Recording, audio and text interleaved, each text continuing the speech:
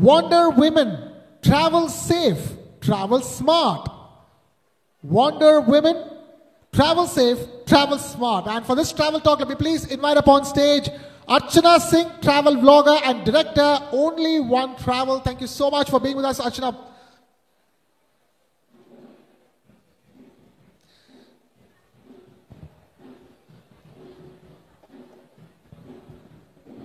Hi, thank you for having me.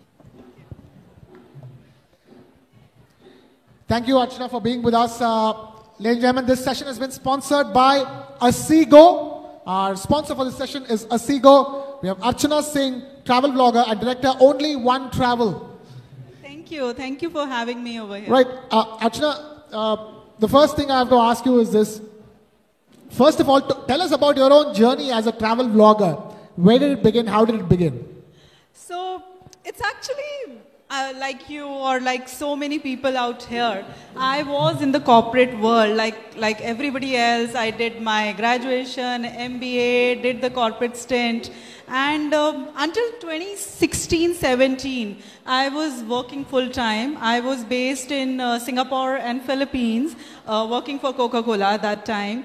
But travel was always there. I come from an army background. So my dad was in army. So every week we used to travel. So it was something like which just didn't happen overnight. It was there from the school days, college days. I used to be the one who used to plan all our trips all around. So, but in 2017, I took the plunge. I thought, okay, this is it.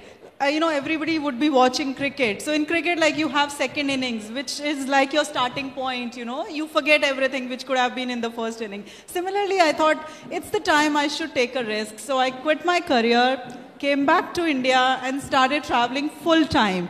So travel, writing, vlogging, blogging or Instagram, social media, all that is a byproduct.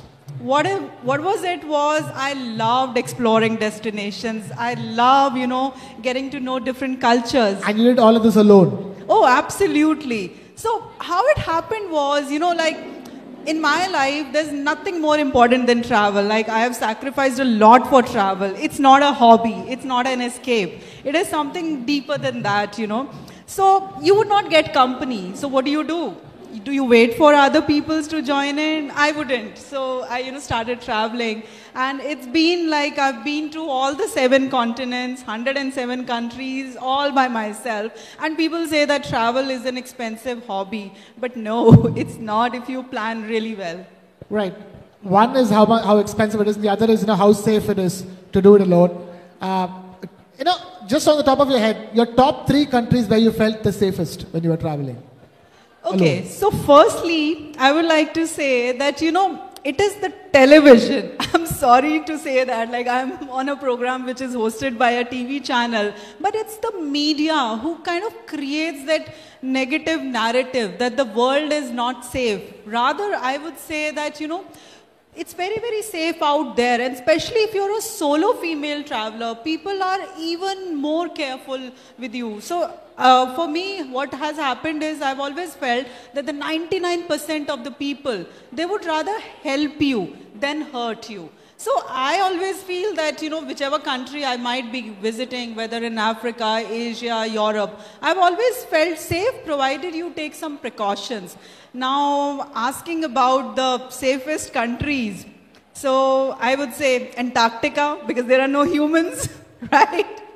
Then, but if we leave that continent aside, yeah. I didn't expect that answer. Yeah. I would say Japan.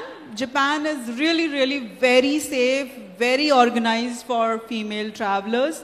And if you go near... It's safe during earthquakes as well. See, natural calamities can happen anywhere. But, if you keep that aside, the country is amazing. The level of honesty there, it's like it blows your mind. I had forgotten something when I was going to my hotel, and the next day I found it there only, which is like, you can't even think in any other part of the world. So first is Japan. Second, I would say Sri Lanka, our neighbor, is very, very safe. Singapore is very safe. And Europe, if you leave aside the popular places like the whole region of Balkans, Baltics, they're all very safe, yeah. Interesting, interesting. That's the part of Europe that I haven't been to. I know, and you're telling me that's the safest. But tell us, you're saying that it's safe as long as you take some precautions. Yeah. What are those precautions to travel safe and smart? Okay, so firstly, what I do is, you would be probably the unsafest in the accommodation you choose. So I pay a lot of attention where I am staying. So these days, thanks to TripAdvisor, Google reviews and all, it has become very easy to figure out the place where you're staying. So I would always choose the accommodation basis, the reviews, reading about it, spending time, what kind of property it is. So for me, I'm okay to spend a little bit more money, but the safety is the must. I want to sleep in a safe place. So one is the accommodation. Second is I always share my whereabouts, like my itinerary, my local connections in the country where I'm going with my connections back home. Like they should always know where I am. And, before visiting any country, I always find out a local connection through my friends, through my network, so that they can guide me, the places which I should explore, which I shouldn't explore. So I would say that keeping your folks back home and, having a local connection really, really helps. Then also following the basic, rules and regulations of that country. So I think that goes handy, yeah. Tell us, what do you do with your company, Only One Travel? Sorry? What do you do with your company? How do you, use your travel expertise, and what does your company provide consumers? Okay. So, I come from both the marketing as well as from the consumer point of view. So the reason why I got on board with this company is, I've known the owners for a really long time. It's a Japanese company. It's a Japan-based company. So we are into luxury travel experiences. So from all around the world, be it Japan, be it Antarctica, Greenland, Svalbard, Africa. So we provide these transformative experiences. It's not about sightseeing, it's not about tick-marking destinations, but it's about having those unique experiences, that have the power to change you as a person. So that's what, has been my forte also when I was in brand management or when I was traveling myself. So I am in charge of designing some unique products and selling them to the people who are interested in that. So yeah, that's what I do. And what are the big trends you're witnessing in that segment? Okay, that's interesting. So one big trend that I have observed over the years is, like earlier, you used to divide travelers on the basis of, okay, he's a luxury one, he's a foodie, he's an adventurer, he likes city life. All that is becoming obsolete now. Now a traveler could be like he would love to splurge in a very beautiful hotel, but at the same time he could be roughing it out in a camp. Like he would want to have a great, food experience. So nowadays what is happening is those demarcations, those lines, they are blurring. A customer wants everything. So one is that trend that I have seen a lot, and it is irrespective of all age groups, So people want more value. Not just in terms of the price, but in terms of experiences. And second thing is, Asia is becoming really big, and thanks Where in Asia? Actually, China and India, both the countries, they're really, really big. I was recently at this conference called Adventure Travel World Summit in Panama. And there, everybody who's big in the adventure field, they were all there. And one of the presentation, the keynote presentation, it said that if you are not focusing on Asia, you are missing the future. So yeah.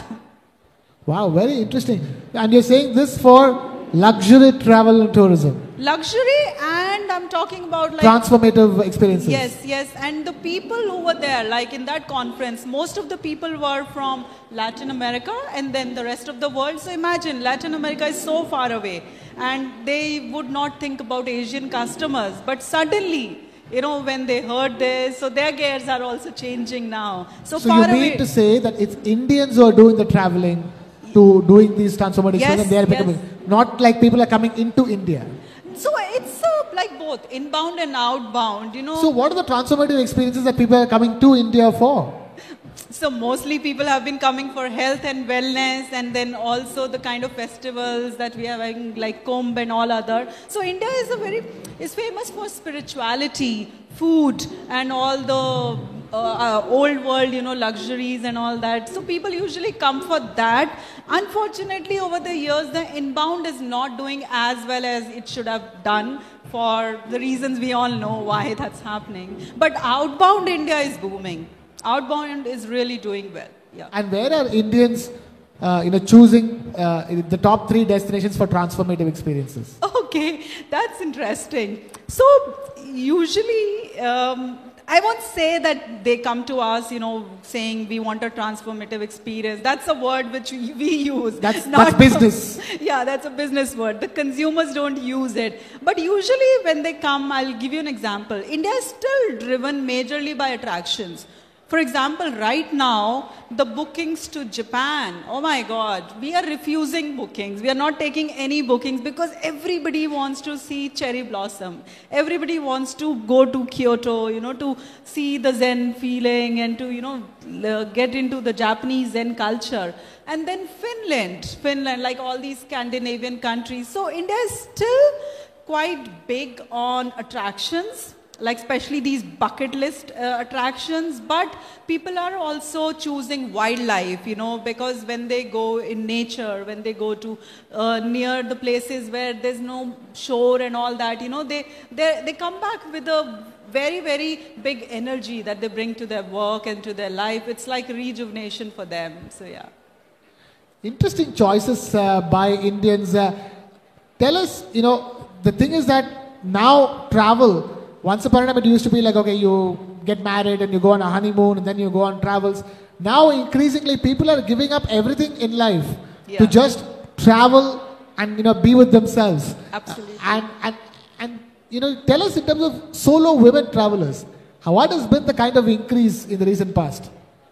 Okay, this is very interesting. So, I thought solo travel for women was majorly for younger women. But I was so wrong. I was really, really wrong. So recently, I went to Antarctica. And I was amazed to see that the largest number of people over there was solo travelers. And there were women as young as in their 20s and till women who was like 85 years old. They were like all these women from all around the world. And they said, we don't have to wait for anybody. We're going to do it. And this was not just in Antarctica. Like when I was in Iceland, there was another woman who was an Israeli. And she said, my only regret in life is that I started traveling solo very late. First, I waited for my husband, then my kids. And I realized that I wasted too much time. So I think women across the world, across geographies, across different age brackets, they're all traveling, because they've realized there's so much more to life and there's so much that you can do there, and they really don't need to depend on their families to travel. And that means that, so many are taking to it for the first time. So many first-time solo travelers and across age groups. What is your message to them? So many who are sitting on the fence, wondering when will be the right time. Yeah. So, like I said, people say that the world is not safe. It's actually very safe, if you go out. A stranger would not do you as much harm as a known person could do that. That's the truth. That's interesting. So, yeah. So, first is that, don't be so cynical about the people around you, especially strangers. Give them a benefit of doubt. But at the same time, take your brains with you. Don't just be a juvenile and, don't just think that, people are not going to take you for granted. Pay little attention to the small things and start slow. It's not necessary that you have to go on a world tour in a go. Start with the locations which could be nearby to your places. Do your research well. Speak to the people who have been to those places. Read reviews. There's so much information these days, and just go for it. Nothing should be stopping it. It's always the first step, which is the most difficult. And when you start traveling solo, then you realize that how much enriching it is. The discussions that you have, the meetings that you have when you travel solo are far deeper than, you know, when I have done it when I'm with my family or my friends or my colleagues, you know. I felt I've been able to connect more deeply with the destination when I'm traveling solo. And now you have so many of these associations and groups and customized travel itineraries for solo travelers, in which, you know, it's not like exactly you're going alone. You're going with a bunch of people who are also traveling technically alone. Absolutely, absolutely. In fact, it's not so big in India, but there are a few companies, you know, which are already bringing solo women travelers and making them travel together. But globally, it's quite big, you know. I was in Patagonia, and there I met a group of 25 women from age group from 25 to 75, and they didn't know each other. And they were traveling for 3 weeks in Latin America, all by themselves. And by the end of the trip, they'd all become very, very big friends of each other. And they were all doing all the adventure activities. You know, we think in our mind that, you know, when you cross 60 or when you are above 70, you're going to do only leisure travel. But that's not the truth. You know, now people are actually pushing their own limits. So yeah, one should just go out and, you know, if you are scared to choose to go solo by just yourself, sign up for these tours, you know, which are there, which are plenty of them. So, yeah. Not enough in India, unfortunately. There are some companies who do it, and then what happens is there are so many solo travel bloggers. You can always reach out. You know, sometimes they also create these, you know, group tours. For example, I have been requested so many times, so now I am launching my couple of trips, you know, which I'll be taking. Oh, interesting. Now that you're telling us this much, tell us what are those trips and where are those trips to? Okay. So those are going to be a little exclusive and the destinations which are very close to my heart.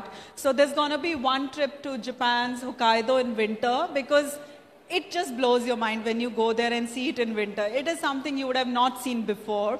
Then there is a trip to Greenland. I think Greenland is a destination which just, you know, I couldn't believe what I was seeing. For 7 days, you're completely cut off from your mobile network, from not seeing any other person, just you and nature.